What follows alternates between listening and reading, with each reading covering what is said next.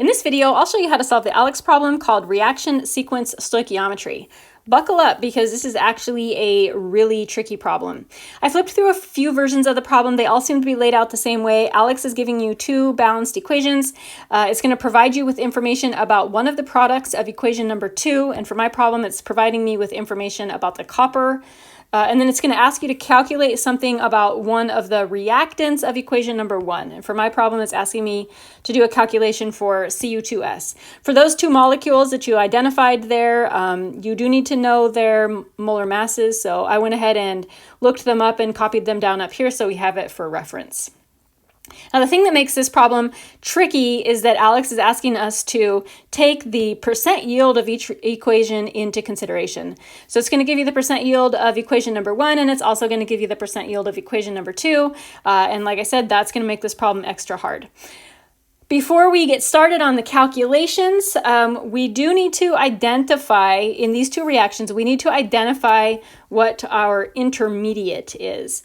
The intermediate, I think I spelled that wrong. The intermediate is a molecule that is the product of reaction number 1 and also the reactant of reaction number 2. So we need to find the molecule that is the product of reaction number 1 and the reactant of reaction number 2. And I'm just going to highlight that's our intermediate. We don't need to know its molar mass, so I didn't write that down. But this molecule, the intermediate, that's what's going to allow us to convert between the product of reaction 2 and the reactant of reaction number 1. Basically, we're going to go from the product to the intermediate, from the intermediate to the reactant of reaction number 1. So we're going to start working, initially we're going to start working with equation number 2. The reason for that is because equation number 2 is what we know, it has the information that we know. Equation number 1 is the thing that we're trying to solve for. So for equation number 2, ALEKS is telling me that I have, or that my goal is 5 kilograms of copper. So I'm going to just kind of make a note there, 5 kilograms of copper. And we are definitely just going to need to right away just convert that right into grams. Kilograms are not super useful to us in this equation. That is the actual yield of this reaction. Remember that we've got to be taking percent yield into consideration. The percent yield, just as a reminder, the percent yield is calculated by taking the actual yield and dividing it by the theoretical yield. And then a lot of times we also say that we need to multiply it by 100 to turn this number into a percent. So we know the percent yield of the second step. We know the actual yield of the copper in the second step. So we have the ability to calculate the theoretical yield. Stoichiometry calculations are done using theoretical yields, not using actual yields. So it's necessary for us to do this theoretical yield calculation.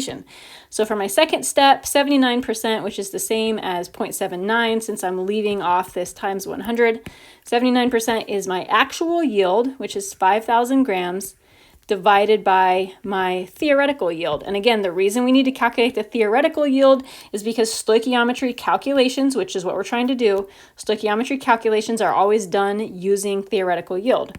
So let's do a little bit of algebra here so that we can solve for the theoretical yield. I'm going to do some cross multiplication to move that theoretical yield up out of the denominator. And then we're going to divide both sides by 0.79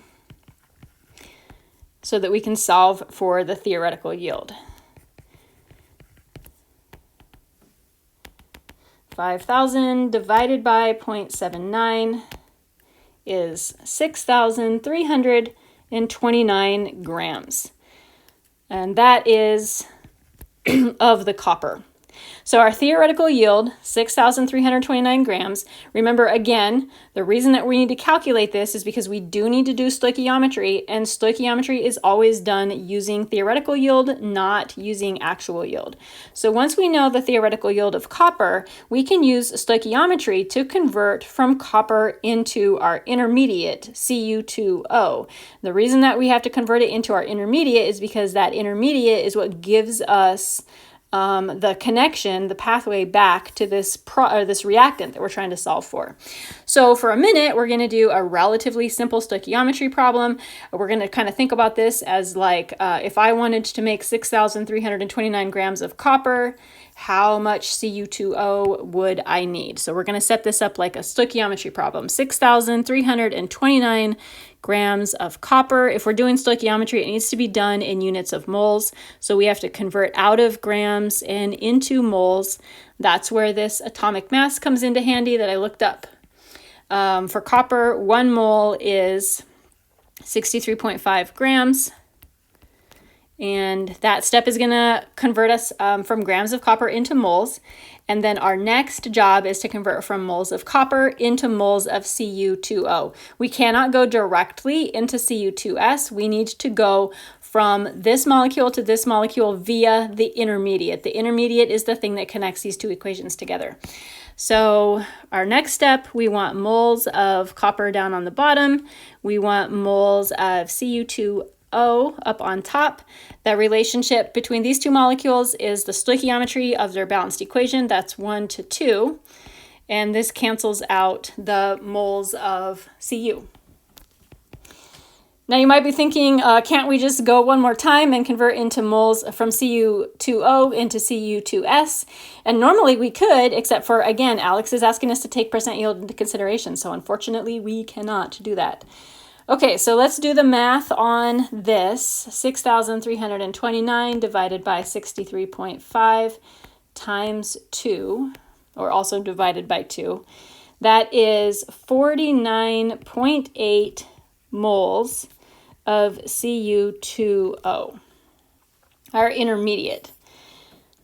Now, this is where things are going to get extra tricky. This is the theoretical quantity for Cu2O for equation number 2, but in equation number 1, that quantity, 49.8, that is moles, not grams, it's okay to leave it in moles, that is our actual yield for equation number 1. And again, it's super confusing because we got that number by doing a theoretical yield calculation on Cu2O in equation number 2. But when we move it up into equation number 1, we've got to take the percent yield into consideration again, which means that this number is no longer theoretical, it is now actual.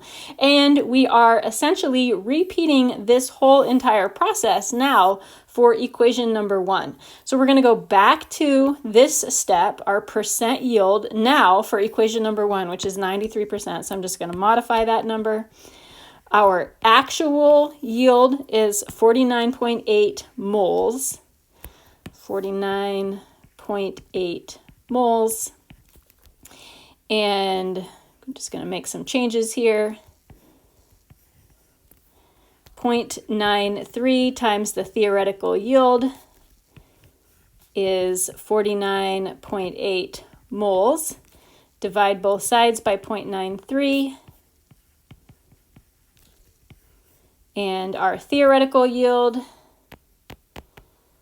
is 53.6 moles of Cu2O. Now that, again, that is a really upsetting step for most students. Like that's not a cool step, that what we just did there, going from theoretical yield and then it becomes the actual yield. I understand that's really frustrating. You just got to power through it. So now what we know is the theoretical yield in moles of copper 2O, Cu2O. And our last step is to convert that, again using stoichiometry, convert that into Cu2S. ALEKS wants it to be in units of mass, not in units of moles. So I'm going to erase this from step number 1, and we're going to start another stoichiometry problem. 53.6 moles of Cu2O. We need to get rid of that unit of moles of Cu2O and convert into moles of Cu2S. That relationship comes from the stoichiometry in the balanced equation. And then that's going to cancel those units out. And then we need to do one more conversion, get rid of the units of moles of Cu2S and convert into units of grams Cu2S. And there we're using the molecular weight of Cu2S, 159.2 grams per mole. Let's work that math out. 53.6 times 2 divided by 2 times 159.2 is 8,531 grams. It says to round it to two significant figures. In all of the answers that I saw for this ALEKS problem, it also converted from grams into kilograms, which you do by dividing by 1,000. So that would be 8.5 kilograms. Now, I know that this is a really tricky problem, but if you follow this format, you're going to get the right answer. Just give yourself plenty of time and be patient, because this problem, like I said, is really, really hard.